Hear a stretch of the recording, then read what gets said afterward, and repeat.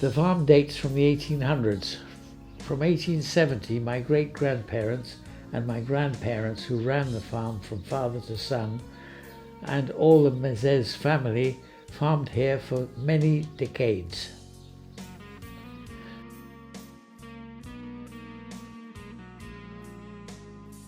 I was born here and I still sleep in the same room in which I was born. We bought this farm in 1974. The owner was a Count of Courcelles who lived in Villiers-le-Sec. In a farm like this one, there were 3 permanent workers, but during the season and for the harvest, there were 10 employees.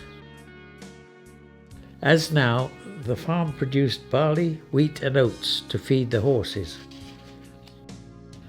In the 40s, the harvest was brought into the barn next to the house.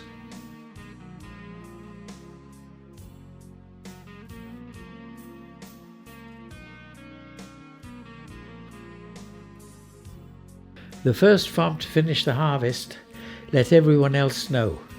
The employees offered a bouquet of flowers to the lady of the house and tied it above the porch.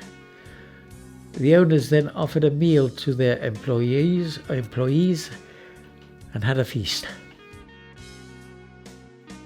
In winter we did the threshing with a small electrically driven thresher. We started in November. It was the permanent staff who threshed the grain harvested during the season.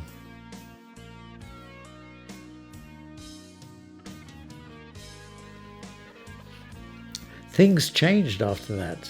An itinerant company came to do the threshing. I never saw that, but it was done by a steam-driven machine and involved some 15 people.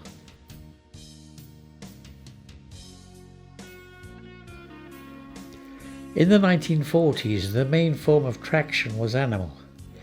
The change came in the 1950s with the first tractors as well as the combine harvesters.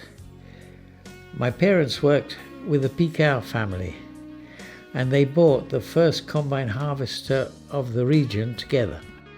Together with horse-drawn traction, there were a lot of employees on the farm. With mechanization, the number of laborers needed decreased as machines were much more efficient. Where you once needed 5 employees, there is now only 1.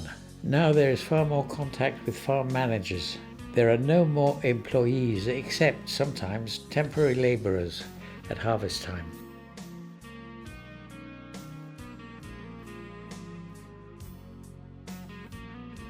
In the 19th century, a lace-making school was set up above the stables. You got there via a stone staircase. This activity developed throughout the department and was an important source of revenue for poor families. In 1820, 70,000 lace makers were recorded in the department. Apprenticeship started from the age of 4 or 5 in most families. Before the school reforms of Jules Ferry, all young girls learnt lace making from a mistress lace maker making lace with needles or spindles. Lace making did much to strengthen family and neighbourly ties during the long, dark winter nights. The women would gather together to economise on light, which was glass globes filled with water to magnify the candlelight, to illuminate their work. The men would join them to carry out small jobs, such as hemp weaving.